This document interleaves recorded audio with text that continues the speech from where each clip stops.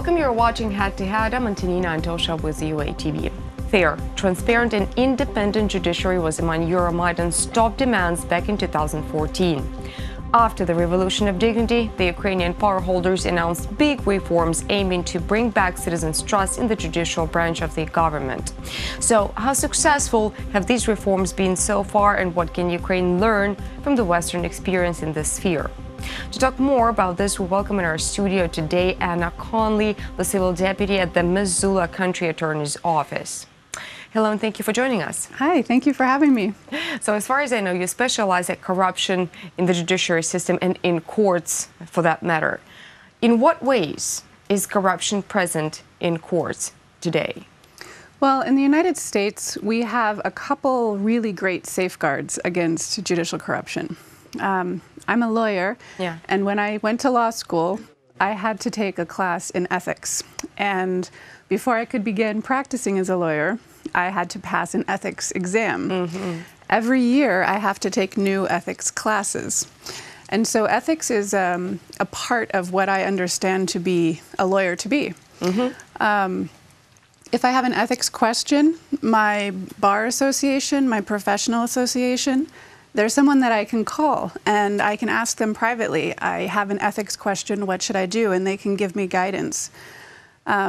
If a lawyer in the United States engages in ethical misconduct, the lawyer will be disciplined, maybe suspended from practicing law, and may actually be disbarred and unable to practice any further. Meaning you can't practice your profession, you can no longer make a living as a lawyer.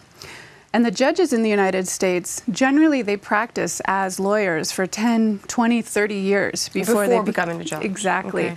So they have had law school and a whole career of ethics. And they only become judges if they have a very good reputation as lawyers and they've had an ethical, good legal practice. So by the time someone becomes a judge in the United States, ethics is very much a part of what they understand the law to be.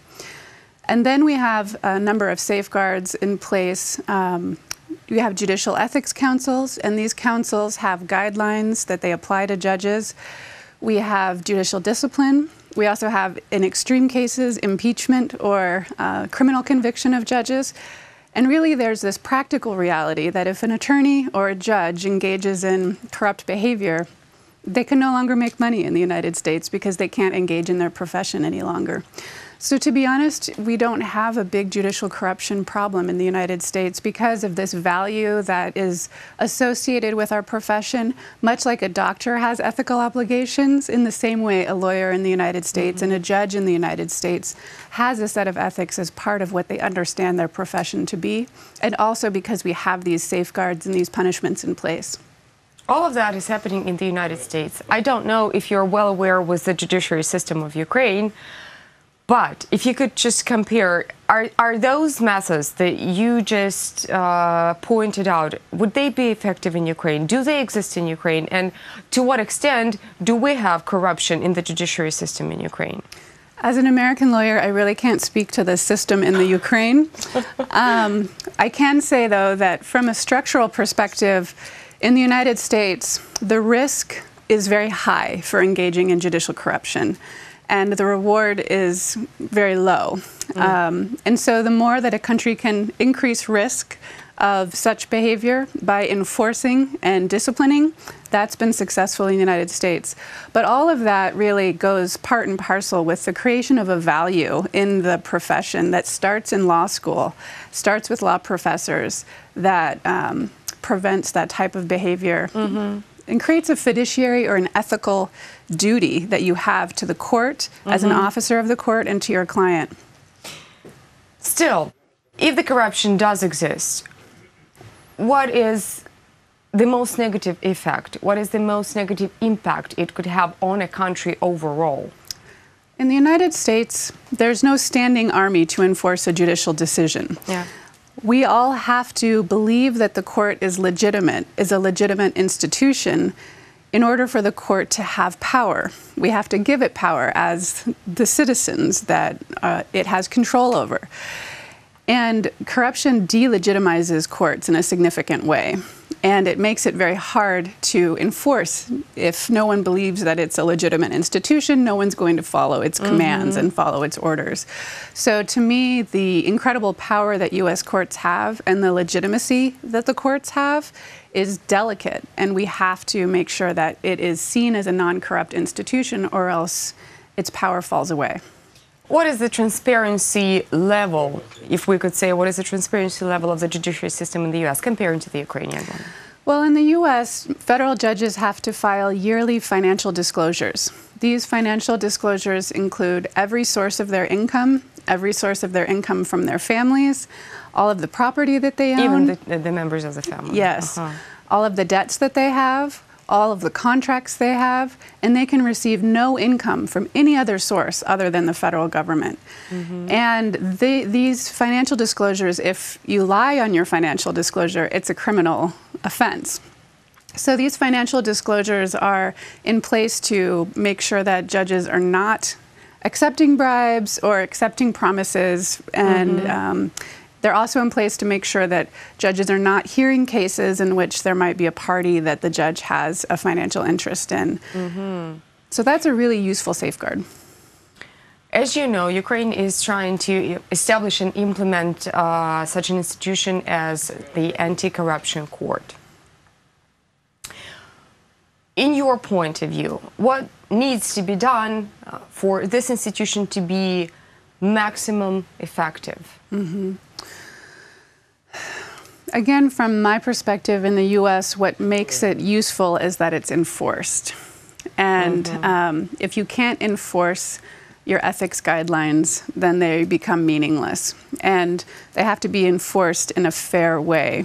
And so I think that the creation of prosecutors who are willing to prosecute and judges who are willing to judge and make liability determinations is crucial to having a system of enforcement. How do you protect a judge from high-ranking officials? Because we all know that in Ukraine, it's high-ranking officials who are usually corrupt, who take bribes and do illegal things, let's be honest. So how do you protect the judges from being persecuted back by high-ranking officials? Yeah, it's impossible for me to really answer that, because in the United States, the judges are a separate branch. They're a very powerful branch, and they're simply not allowed to engage in bribery of any kind and corruption of any kind, or else they will be ultimately removed from the bench. And so for us, there's a big incentive not to engage in bribery or corruption, because you will lose your job if you do so. What if we're not talking here about bribery as it is? What if we're talking about threats? Yeah, I'm not familiar. Because that's possible. Yeah, I'm not familiar in the U.S. with any examples of threats. Obviously, we have now a president who is not necessarily happy with some of the judges and some of the decisions that have happened, but we certainly don't have anything like threats that I'm aware of against U.S. judges. Let's just imagine the situation. What should be done to eliminate such a situation, such a possibility?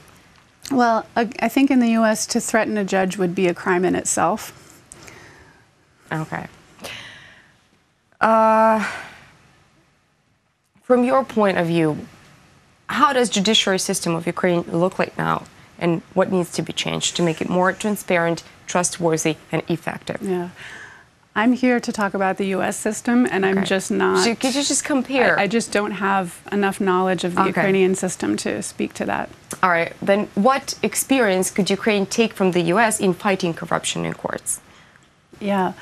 I think that it starts with law school. It starts with students. It starts with a concept of someone who's learning the law is learning a profession that has with it a code of conduct and a code of ethics, and you cannot conceive of being a part of a legal system without this code of conduct. And it starts with teaching that to students from the first day they walk into law school. And I think it also requires that not only do you develop that value, but that you have these safeguards in place for enforcement. And you create a very high risk of that type of behavior so that it's not worth the risk to engage in the behavior. rather than doing your job. Thank you so much for coming and explaining this to all of us. That was Anna Conley. She is the civil deputy at the Missoula County Attorney's Office. Thank you so much for watching. Stay tuned with UATV for more.